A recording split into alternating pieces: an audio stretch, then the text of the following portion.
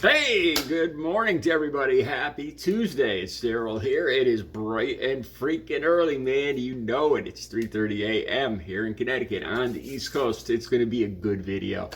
Stay tuned for at the end of this video. I'm going to have a special new segment. Nothing else is going to change. Regular videos, same stuff, political, social issues, my recovery, stuff like that. But I'm a movie buff. And at the very end of some of these videos, I'm going to have a 10-second movie review of a recent or one or two recent movies that I've watched at the very end of the video. Just 10 seconds, real quick. No deep character plot, no giveaways, no spoiler alerts. Just a basic thumbs up or thumbs down. Movies I feel strongly about. And at the end of this video, you are going to get to see me with no teeth. Trigger alert. It's a little scary thing to see. I've never done this before, and I'm doing this. Man, if you have a friend, family member, if you're a parent or a friend of somebody that you know that down deep, they're using, show them this video. The main reason I lost all my teeth rotted out to the gum line. Show them the video. Show them a picture. Show them the end of this video. That's why I'm doing this. That's why I'm making myself look pretty damn ugly. Okay, Johnny Depp's teeth. The Cannes Film Festival has been in the last week in France. And Johnny Depp is, I had never really noticed that he had disappeared. But he has from the movie industry. And there's a couple links down below. There's one story down below where he's actually, it sounds like he's trying to curtail his partying, his late night activities. And that links up to this whole video. And that he was trying to get to bed early so he could do interviews the next day. The link from a recent story, just like the last day or two, will be down below so you could read that. Also, they talk, I'm going to have a few links down below about Johnny Depp's teeth. I've read more about this. Okay, going back to all the way to 1995. He was asked about this, and there's a quote down below in one of the stories. We're back in 1995 is 28 years ago. I cannot imagine spending 28 years with a mouthful of rotted teeth. And it says in that interview 28 years ago, he talks about how he loves his rotted little teeth, his little rotted nub. He says he had a root canal that was partially finished. And he's got a rotted little nub, and he loves it. And he says that when he sees people with a bright white smile, it horrifies him, and that he would rather swallow a tick. Okay, let's talk about this a little bit. I call bullshit alert, or bullshit. I call bullshit on this. And I thought long and hard. I don't want to sit here and say, oh, that's drugs, that's true. Every time this story comes up, because I'm a recovering addict, I think this guy's doing drugs and this guy's doing drugs. I don't. I think Johnny Depp is clean and sober. Just my gut feeling, him being at Cannes, the reports and everything, just the way he looks in the interviews. My gut feeling is that he's gotten clean. I don't know if he got help. That's my gut feeling. I could be wrong. I'll have another link below. His partying back from years before. Let me say this too, before you start going off on me. Johnny Depp's great, man. Why you saying this stuff about? I love Johnny Depp. He's one of the most amazing actors in the history of movies. I'm just amazed. I watched not just Pirates of the Caribbean, Mir Namada. I can never say that right. It's where he was a famous, I think it's a true story, where he was a famous photographer in China. That's one of my favorite movies. There was another one that involved a library. I can't remember the name of that. He is just, whenever I see his name on a movie title, I take out that movie. I think he's a phenomenal, incredible actor, right up there with De Niro, Pacino. That's my choices. All right. So he's still 28 years later. Now I'll probably use the picture on my screenshot. He's still got these. I don't. Another reason I don't think he's still using. He talked about using, like with when he was doing this interview in 1995. I think it was around the time he did Gilbert Grape. What's wrong with Gilbert Grape? And he was asked in the interview, back then about using heroin, and he was kind of coy about it. And he's admitted to using all sorts. Basically, he's used the exact same things. He has the same partying. I hate that word. It's not a party. The same drug use lifestyle. The exact same thing I did. Cocaine, psychedelics, a lot of drinking, opiates. That's me. Prescription pills every day. I call bull on this though. Honestly, this is my take on this. I think he's afraid. I think he's got a fear. I don't know what a phobia of dentists is called dental phobia or something like that, but that's what I think it is. I do, especially because he says he has a half done root canal, which means I think he's got probably a hole going down into his jaw that he never got fixed. That's how they do a root canal, and they pack it with a temporary filling like cotton and let the infection go away. That's what I'm assuming. That's what he left in his mouth. Why? I don't know how he hasn't gotten severe medical problems. Maybe he has. And that, the fact that he never went back for a simple root canal. And root canals are simple. People think root canals hurt. They don't. I've had 5-10 of them probably, and before they took all my teeth out. And root canals are, believe me, they're the least painful thing. And I'll get into that more in a second. Okay. That's my take on Johnny Depp. He's making it look like it's just a weird personality glitch with him. That he likes his yellow teeth. Then he says something else that really kind of ticked me off because he uses the word Indians. And if you're not Native American, you don't use the word Indians. That's just my take on this. And because I'm part Micmac, Arcadian, which is a mix of Micmac and French Canadian.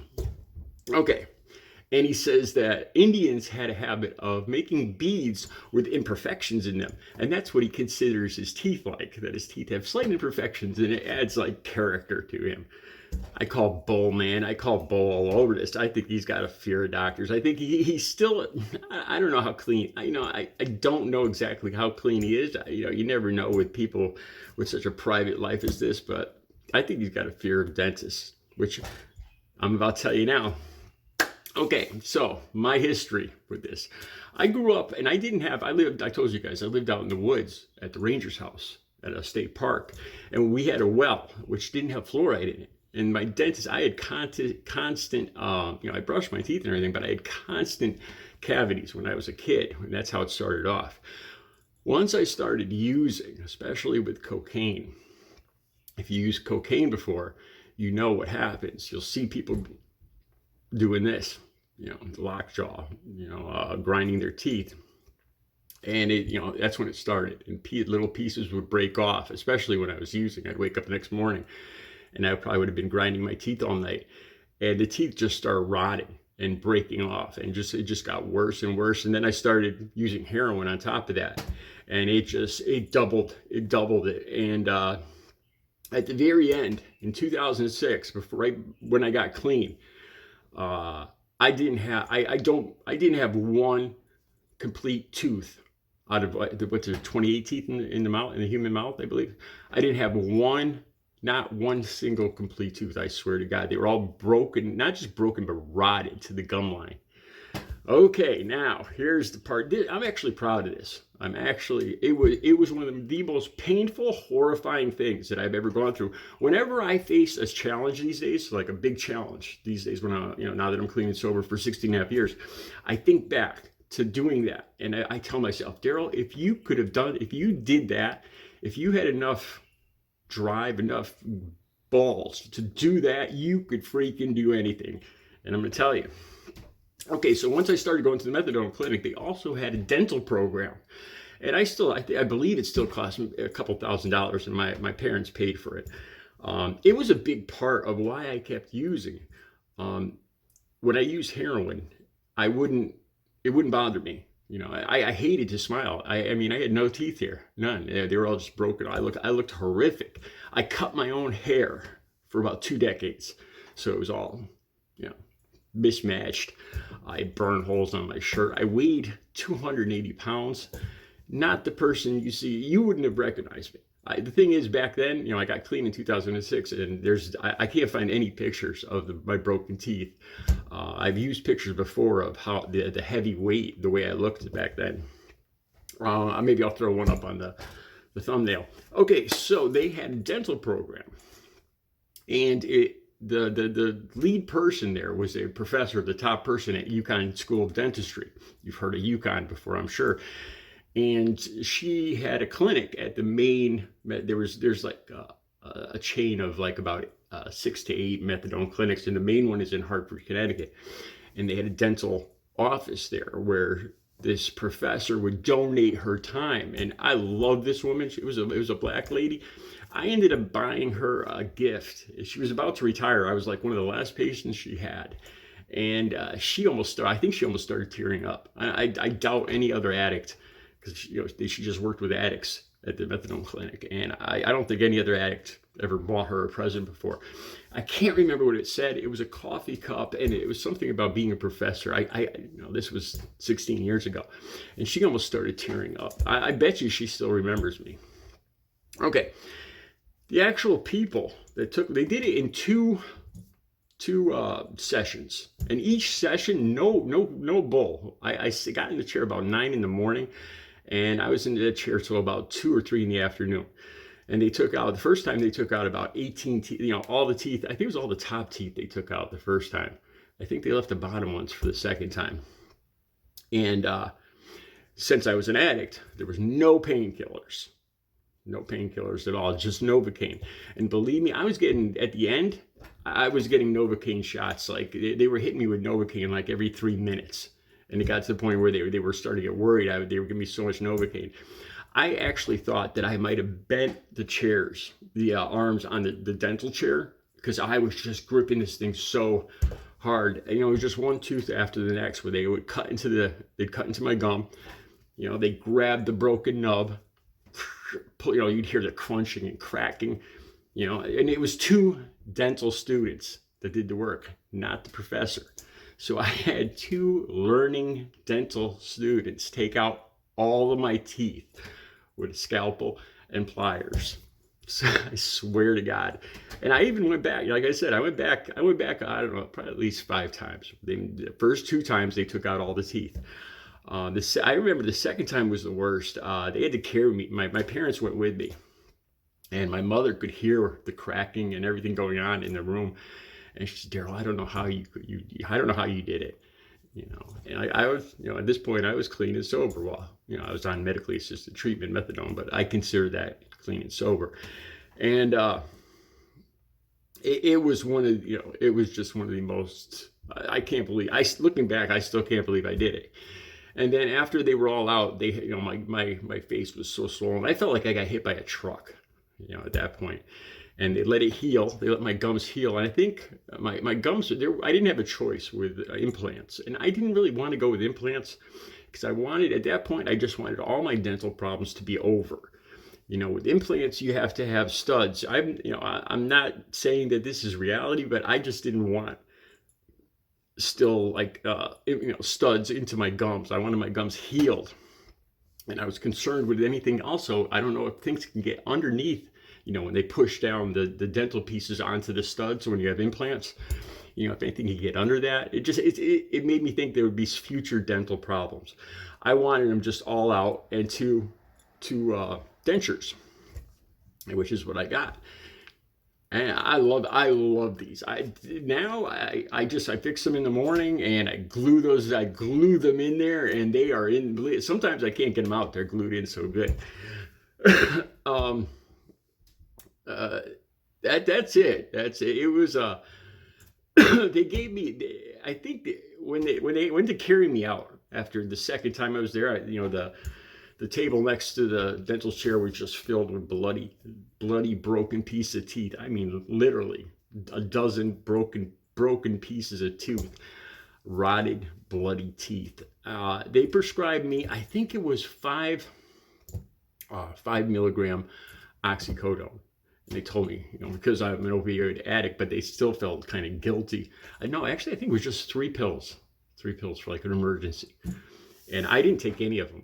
I think they gave me one there that I went home. I took it before I went home, and the other two I still have in the kitchen in the bathroom cupboard. You know, they're 16-year-old pills I still keep in there. It's a weird thing, you know. You know how like on Cheers with Sam Malone, how he works in a bar and he feels more secure in his sobriety being around liquor and not touching it. It's the same thing with me. You know, I have these leftover pills that I've just kept, you know, and part of me is very proud that they're still in there, you know, and I could use them anytime I want, but I don't. It's my choice. They're right there, but I choose not to use every day. And that, I just got goosebumps. That makes me feel stronger. It was one of the most incredibly painful things I ever went through. All right, I see I'm running long. Here you go. I'm going to tie on the video of me with no teeth. Prepare yourself. This isn't pretty. And oh, I almost forgot. Here's the movie review. Okay, first one, Liam Neeson, Marlowe. Terrible. Thumbs down. I love film noir, you know, like films from the 40s and 50s, Casablanca, stuff like that. And this just sucked. It was like a stereotyped version with like all just corny lines. It was so stereotyped. It was I love Liam Neeson, but this film was terrible. Thumbs down. This film, Nick Cage, man, excellent, unbelievable. He does a Western the old way. Man, I just watched this last night. Fan-freaking-tastic. I love this. I didn't know how Nick Cage, I couldn't believe, you know, I just couldn't picture. I was like, is he really serious? Is he seriously like doing Clint Eastwood in this movie? Or, you know, is it a mock thing or something? No, he's seriously doing it. And he pulled it off, man. And he was good at it with that dead stare, that crazy Nick Cage stare. Excellent movie. Thumbs up. All right. Now, every so often, like a couple times a week, I'm going to do this. I'm going to do a short movie review at the end of the video. Now, here it comes. The trigger warning for me with no teeth. Have a good Tuesday. Hey guys, as you could tell, I just got out of the shower and no teeth. Pretty nasty, huh? This is the direct result of drug use, of cocaine and opioid use. I never used the methamphetamine. This is what happens. Kids don't use drugs. Public service message from Artists in Recovery, Daryl.